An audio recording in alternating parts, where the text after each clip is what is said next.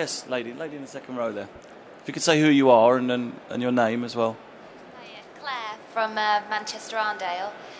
Just firstly to say it's really inspiring hearing all of that, but how did you measure the success of your internal communications campaign? As I say, this campaign is literally rolling out. We launched this campaign the beginning of April, so we are effectively 3 weeks into the campaign. So in terms of measurement at this stage, it's a bit harsh, but nothing yet. The campaign that you talked of originally prior to the recession, the internal, specifically to your own staff and their impacts, or the impacts of Speedy. Well, we've got internal measures, and we have our own internal team. Some of them are sitting here, who audit all our own depots. And the one thing I should have said is, before we could go out and preach the good word to our clients, we introduced electric vehicles, for example, in our depots, water metering. In our cabin business, portable accommodation business, we started introducing water harvesting, etc. So lots of the things we were suggesting to our clients, we had to be seen to be whiter than white, if you like. We couldn't preach what we weren't practicing ourselves. And we have a whole team internally that deals with driving cost and waste out of our own business. What about you, Diana? What are your thoughts from your clients? How do you gauge success? Basically, for us, it's more in terms of in the communication side. So when a company decides to go and launch a product, it's about engagement, it's about using all the tools that are available on open source. So whether the campaign goes digital or whether the campaign is mobile or any other channel. So we look at what is the cost of the campaign and how do you measure the return is in terms of engagement. So what we're recommending right now, what we're advising companies to do is, instead of talking at people, is how do you start engaging your customers in the journey.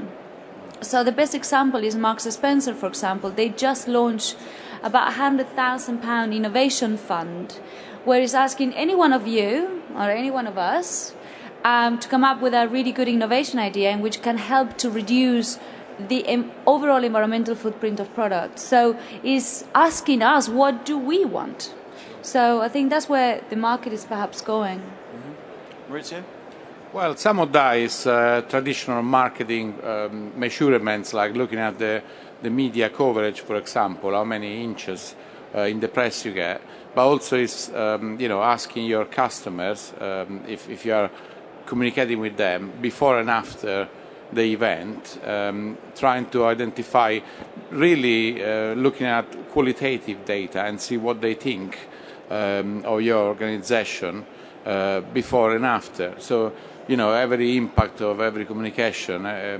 What changes perhaps is the administration of the instruments, which can be web-based or it can be face-to-face. But the technique is the same. It's always about asking your customer and being as close to your customers as you can, and obviously keep an eye on the media. Sure. Okay. Any other questions from the floor? Yes, sir.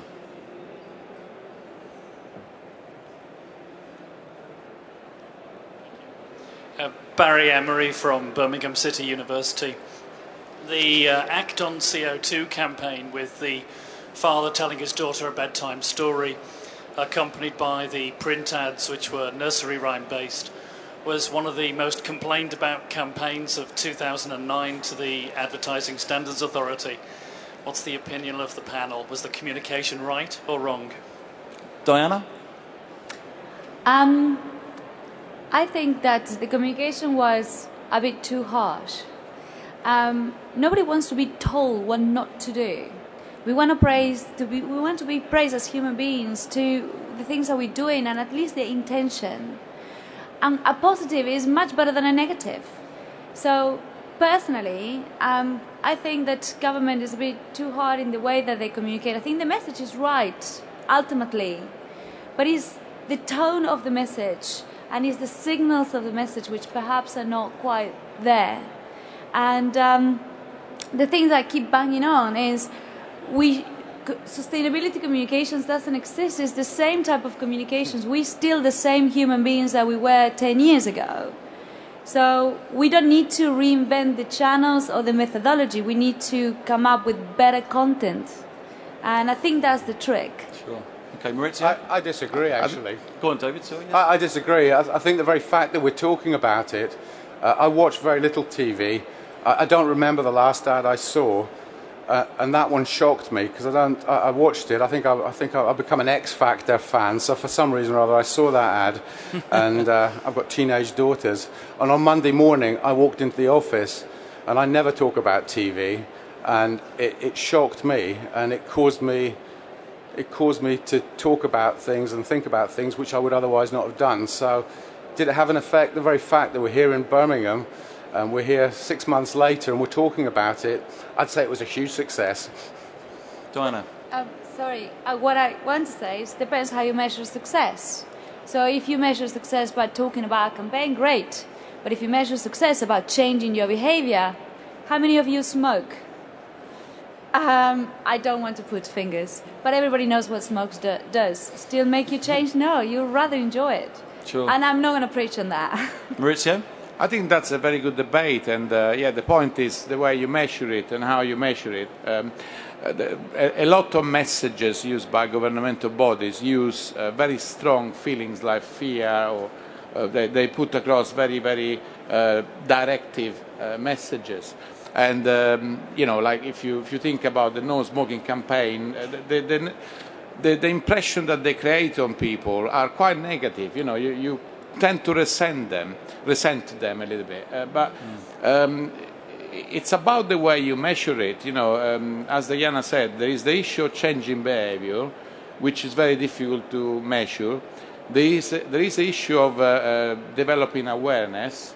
So sometimes, you go an advertisement or another type of communication that it is complained about, but it develops awareness a lot, and perhaps to some extent changes the behavior. So I think this is very difficult to make a judgment, to pass a judgment for that, because it depends really whether the ultimate effect is good or bad. And sometimes complaints are not upheld, meaning that there are some advertisements that are complained about because they are deceptive or they are trying to do something that is not good. But some advertisements or some other communications, they offend the sensibility of people.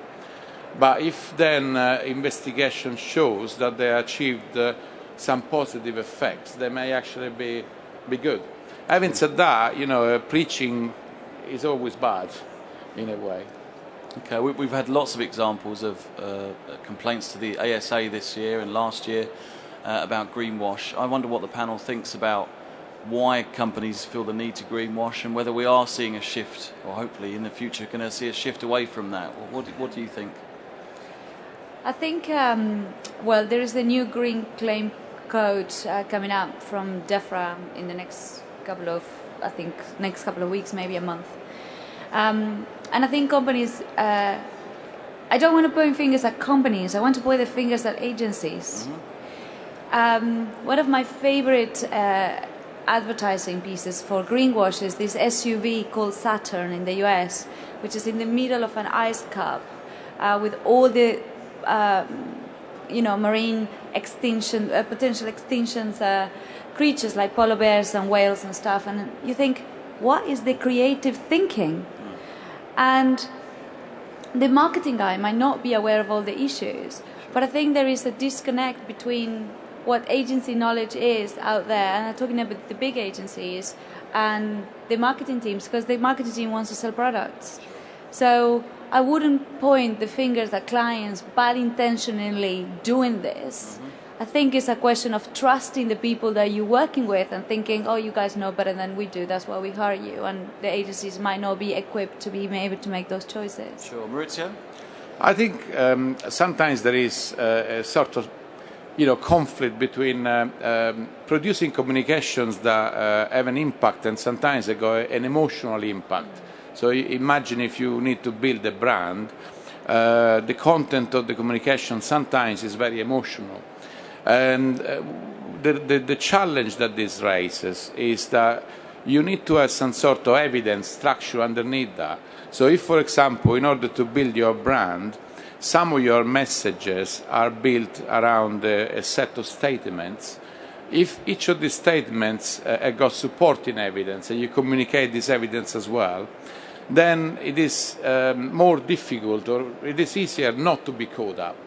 The problem is that sometimes both companies and agencies, they come up with very clever, creative pieces of work, and very often the creative work, aims at creating an emotional impact, and that builds your brand, it positions your brand.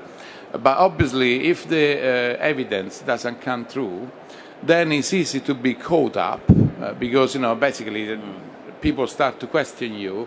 And that's where the accusation of greenwash arises, because maybe some of your statements are not really backed up. And the irony is that perhaps it may also be true. At the end of the day, BP made investments to go beyond petroleum. But it's just that sometimes, you may be, too brash about your achievements.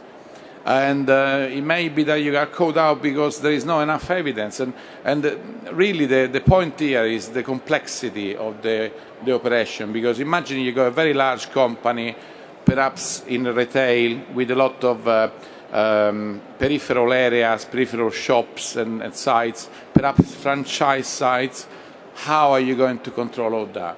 Okay. And that's where companies get caught out. Sure, thank you. And David, were you conscious of maybe over-egging the pudding on your Go credits? I think it's fair to say our creative agency, our strategic partners, Harvey Fuchs, who worked with us on this, the thing they made very clear from the outset was that we had to avoid anything that was emotive, greenwash.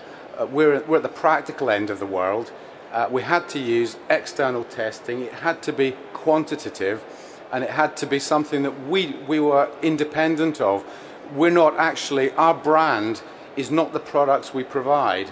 So we don't have to defend a product. If a product no longer has environmental credentials, our customers, by the Go Credit scheme, will be driven to an alternative brand. So we buy in products, and our customers will select what they want to buy. All we will do is be the broker of the best possible quality data for our customers to make informed decisions. So we're in a slightly unique position. Our brand is not our products, it's the service and the credibility of what we provide. So we're very conscious of it, and we're not making any claims. We are taking other people's data and allowing our customers and rewarding them for making the right choice. So we're in a slightly unique position. Okay. Yes, lay down the front here, please.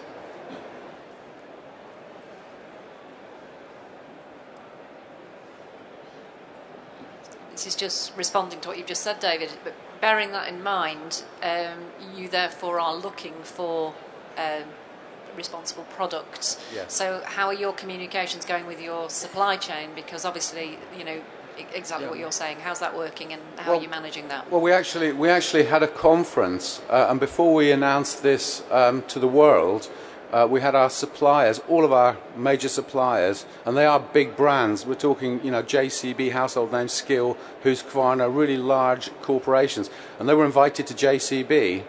We've got very nice facilities, and we had a full day's conference, and we explained that our selection process was now going to be driven by, this is one of the criteria. What's really interesting is that lots of our suppliers already had products and engines, motors, and facilities which they had never thought to bring to us, because they'd never considered it gave them a competitive edge.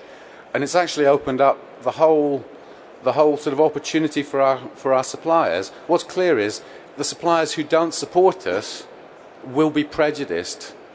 So it's gone down really, really well. For those who ignore it, they do so at their own peril. Okay. I think we've got time for one or two more questions. Any others from the floor? Yes. Not me. Just on the... Sorry, Alex Mackay from Media for Change. On the flip side of the greenwash thing, there's obviously a lot of people who disagree with that climate change exists. How have you dealt with those people in your communications? How do you deal with climate change skeptics, Diana? This is a really good question. I always start for the premise that people don't believe in climate change. Unless for 1 second assume that climate change is complete and utterly nonsense.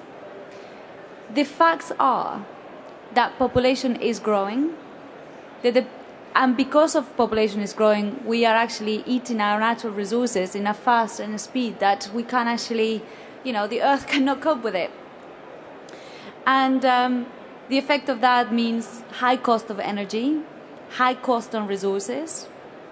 So let's say that the actual climate change is a fad. You cannot deny the facts. So whether it's about climate change or whether it's not climate change, all the facts that I just said are complete evidence. That's why we were in the mess, or one of the reasons we were in the mess, perhaps last year. So, and this year you'll see, how much is the gallon of fuel here and so on and so forth. So all of this is increasing, and food prices are increasing. So we say normally that it doesn't matter if you don't believe in climate change. It's fine, but you cannot deny that our population is growing and all the facts are there and all the indications are there, and we need to rethink the way we do business. So it's about helping them. It's about helping business to rethink their business models.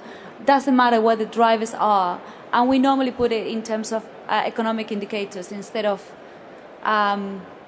I like to call it emotional indicators, but of course we can debate that in another time. David? We acknowledged it in our campaign from the outset that it doesn't matter if someone's cynical or a skeptic.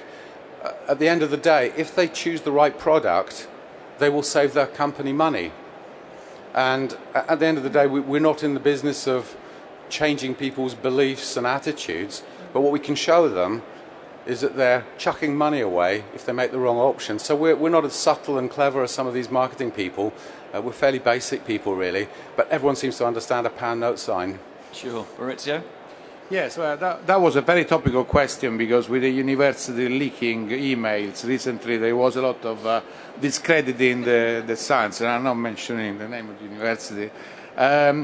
First of all, I agree with what David was saying, which is, if you imagine companies that specialize in environmental management and services, sometimes what they stress is the cost benefits.